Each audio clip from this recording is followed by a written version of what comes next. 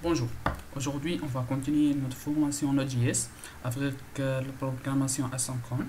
Puisque Node.js est caractérisé par ce mode-là, alors on doit avoir une bonne idée sur ce mode-là. Dans cette vidéo, on va comprendre le basique de la mode asynchrone. Alors, on va ouvrir notre éditeur texte, notre terminal. Alors, on va créer un fichier qui s'appelle asynchro.js. Alors, on va prendre par exemple console.log console.log. Maintenant, lorsqu'on va exécuter notre asynchro.js, on peut voir que le résultat de même que le code. Ça veut dire qu'il exécutait le premier ligne ici, après le deuxième ligne. Maintenant, on va voir comment ça fonctionne. Mode asynchrone. On va utiliser set timeout. Set timeout, c'est une fonction JavaScript dans laquelle vous attendez un peu pour exécuter une fonction. Alors, comme premier paramètre, notre fonction et qui est console.log1 et notre deuxième paramètre, c'est le temps qu'il faut attendre pour exécuter la fonction de cette timeout. Alors, c'est en millisecondes, alors on va faire 2 secondes.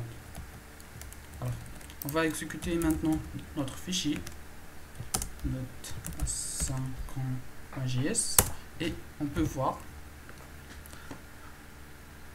que il est exécuté console.log d'abord, puis il a affiché console.log1.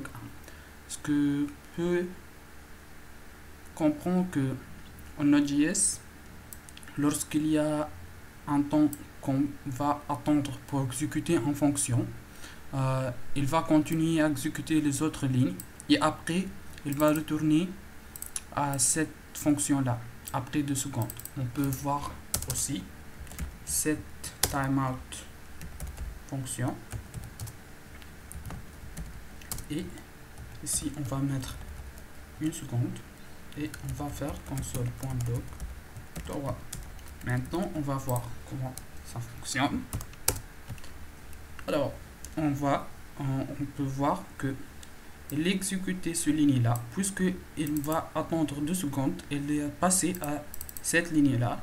Aussi ici il va attendre 1 seconde et après directement, puisque dans ce deux lignes là il va attendre 2 et 1 seconde, elle est exécuté ce ligne là.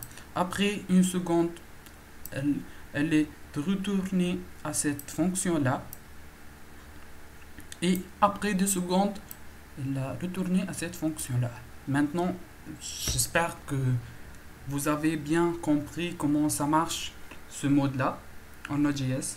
Alors dans notre suivante vidéo, on va faire un projet pratique comment avec ce mode asynchrone par le module require, dans lequel on va faire une communication avec un API et on va retourner notre résultat.